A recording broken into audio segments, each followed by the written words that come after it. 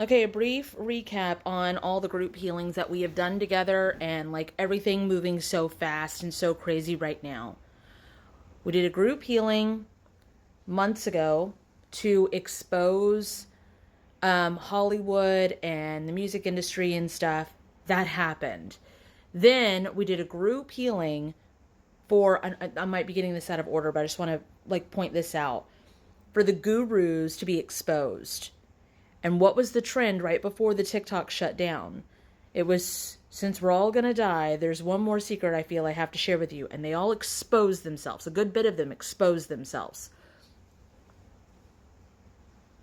That happened. One of the other healings we did as a group, which people were like not thinking that their healing worked, this group healing worked, was to cut away the bullshit of the government. No matter what is happening now, with us going over to, talk about everything in China on that app, on Xiaohongshu, or everybody understanding that we live in an allegory, um, all of that is being exposed. All of it is being exposed. We are cutting away the bullshit from it. You guys are doing the work. You're doing the things. It is uncomfortable. I hope you're staying grounded through it. But everything we did together, I want you to see that this is moving shit. And that it's, another part of this was, this is bigger than world meditation. We're actually making moves and changes. It's going to be okay. And that actually is helping keeping me grounded, is we're the ones moving this stuff. And there's going to be, when you stir that up from the bottom, it makes it cloudy. It's going to be okay. All right, love you. Bye. To touch base and explain this, we have done a lot of work, all of us, for our foundation to form before our past crumbles. What that means is no more tower moments where everything just crashes around us. It's lots of shaky ground. It's lots of like being scared, but it's rebirth without everything collapsing. So it is going to feel a little ungrounded. But if you bring clarity to that, like when I got my, I guess, ex off of the lease for here or whatever, and I had to show my income with my business without an LLC, and I didn't know how to do that yet. And my landlord was basically like, show me your income. And so I showed like all the things or whatever. I've learned how to do it better now. But like at that time, I was really nervous about it. And my landlord was writing to me and being like, if you don't have enough to cover, like if you don't make 3 times the rent or whatever the thing was, then I can't lease to you again, and you're going to have to find another place. I had been homeless before, so that made me like really shaky. I curled up in a ball. I freaked out. I was shaking. I didn't know what I was going to do, what I was going to do for my kids. This was after like healing and sharing stuff on TikTok. This was after we did foundations to form before past crumbles. That came up. I never experienced anything like this before. This shakiness, this uncertainty, this scary, scary feeling. It was rebirth.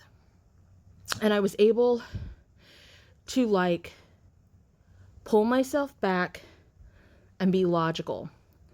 And I had sent him all of my landlord at the time. I had sent him, again, I've figured out faster ways to do this now, but at the time I had sent him all of my PayPal, all of my Cash App, like all my records of everything that anybody had ever paid me for, to show that like I had enough to live here. And when I took a step and I pulled myself back, I took out my calculator and I did the calculations myself instead of just sending the paperwork to him. And I was even in a like frantic place of like, I always pay my rent early. Doesn't that count for anything? And he was like, well, I mean, no offense, but like, no, like if you don't make enough to live there. So I was freaking out because of trauma and stuff. I pulled back and I showed that I made enough. And I messaged him and I said, hey, I did the calculations of the numbers that I sent you and it shows this amount, which still qualifies me. And he went, oh, you're right. I just wasn't used to those kind of numbers. Like that way of the screenshots of the like PayPal and Cash App and stuff. And so I had enough and I could stay and it was fine. Everything was fine. But I went into full-blown shaky panic mode and I couldn't pull out of it. That's what this is. Instead of everything crumbling around us, we are rebirthing it without the tower moment. It's still death card, but it will be sun card for you tarot speakers, but no tower. Okay. All right. Love you. Bye. We need to look at this as like a collective thing together because every January feels like this. It feels more extreme than the January before, but there is this expectation that January will be a fresh start. It is just embedded into us. And then when things start going crazy in January, we're like, how is this happening? This January just feels like it's just the worst I've ever had, and it's expectations. So let's go ahead and see if we can do something about that. So everybody just say this out loud to see/feel instant results. Okay. Bye. Yes, I can. That's why we push for you guys to remember how to do the things. Is because we are reaching through time and space on the timeline going before things happen. Then we're reaching in and changing the molecular structure of things. Then we're pushing it forward and then we're aligning the timelines back to now. That's how we can mend bones. That's how we can take headaches away. That's how we can fix air conditioning units, vehicles, all sorts of stuff. Is the front end work, which is going in and like hammering out the dent, basically fixing it that way, and then going before the dent ever happened, and then doing the healings there, and then prevention and protection, and like, would you do it differently, and then pushing it forward, and then aligning it all here. Every single thing we do is about this. But I really appreciate you asking me, because I don't think, like, when people think of energy healers or whatever,